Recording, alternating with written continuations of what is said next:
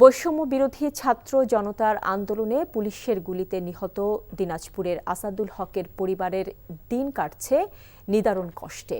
দুই যমজ কন্যা সন্তান আর সদ্য নবজাতক কন্যার ভবিষ্যৎ নিয়ে দুশ্চিন্তায় পরিবার, চাইছেন সরকারের সহযোগিতা। দিনাজপুর থেকে ফারুক হোসেনের পাঠানো রিপোর্ট।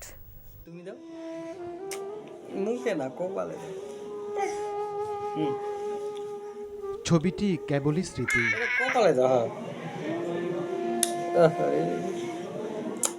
বাড়িতে এলে যমজ দুই কন্যা আফিয়া আর আফরাকে নিয়ে দিন কাটতো আসাদুলের।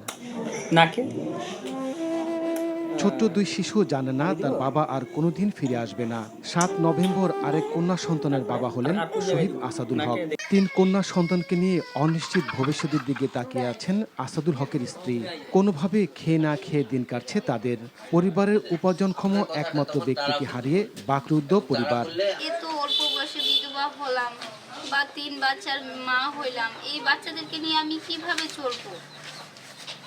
আমি তো আমার কোনো কর্ম নাই যে আমি কাজ করে খেয়ে সেই বাচ্চাগুলোকে খাওয়াবো।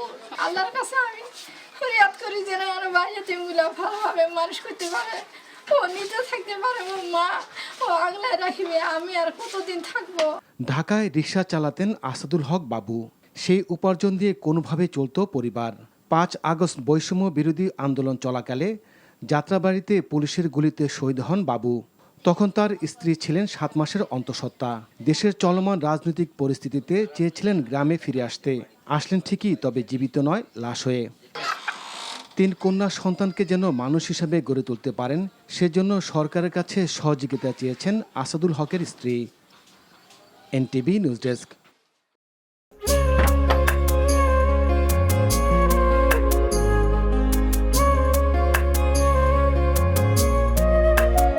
এটা আমাদের ঘর, আমরা দুজন মিলে সবকিছু গোছাবো।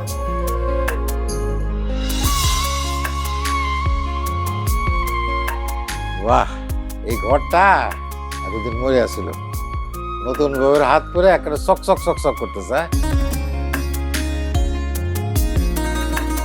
যদি কখনো কোনো ঝড়ে সেসব এলোমেলো করে দেয় তাহলে? আরে তুমি আসছো, তোমার বউয়ের হাতে রান্না খুবই চমৎকার। এলাকাটা ভালো না, একটু সবকিছু চোখে চোখে রাখেন। আমার খাওয়ানিও তোমার কোনো চিন্তা করতে হবে না। এই যে চুড়ি দিয়েছে, শাড়ি দিয়েছে না জিলু, তার কাছে সরো।